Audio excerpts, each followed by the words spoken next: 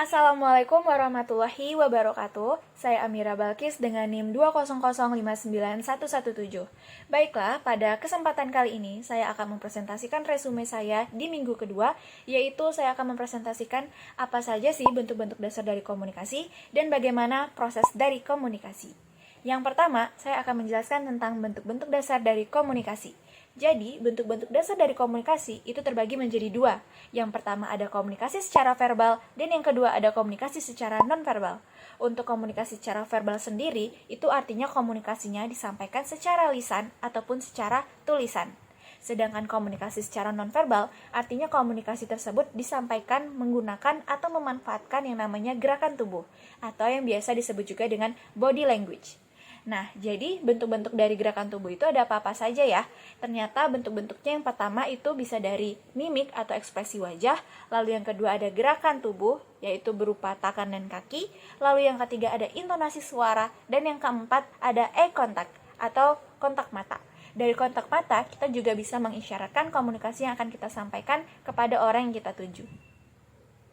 Kemudian, perlu kita ingat bahwa komunikasi nonverbal ternyata adalah komunikasi yang sangat menunjang komunikasi secara verbal. Karena dengan komunikasi nonverbal, komunikasi verbal yang akan kita sampaikan kepada komunikan akan lebih semakin jelas diterima oleh si komunikan.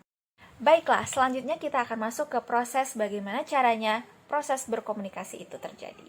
Jadi, proses dalam berkomunikasi itu terjadi diawali oleh seorang yang bernama komunikator. Lalu, yang kedua akan dialami oleh si komunikan. Komunikator itu apa? Komunikator itu adalah orang yang menyampaikan pesan, sedangkan komunikan adalah orang yang menerima informasi dari pesan yang disampaikan oleh komunikator. Jadi beda ya, yang artinya pesan sama informasi.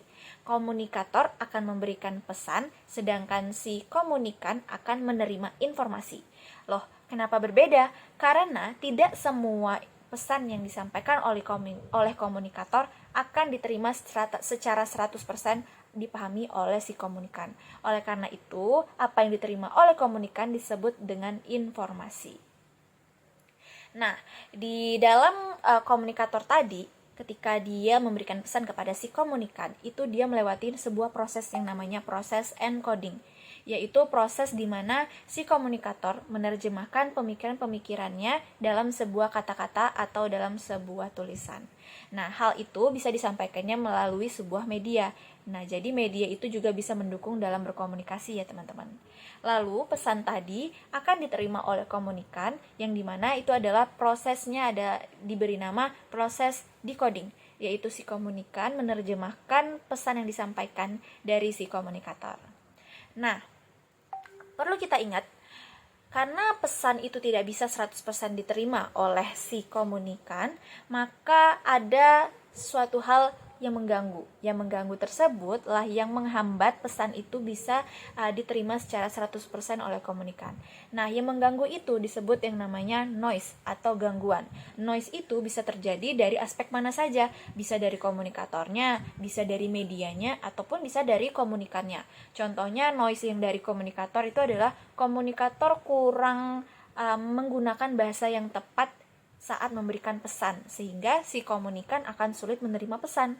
Lalu jika dari medianya, contohnya media saat kita berpresentasi menggunakan PowerPoint. Nah, dalam menggunakan PowerPoint, terkadang banyak juga orang yang salah mengartikan. Mereka hanya membaca slide yang diberikan, lalu sang audiens akan mendengar.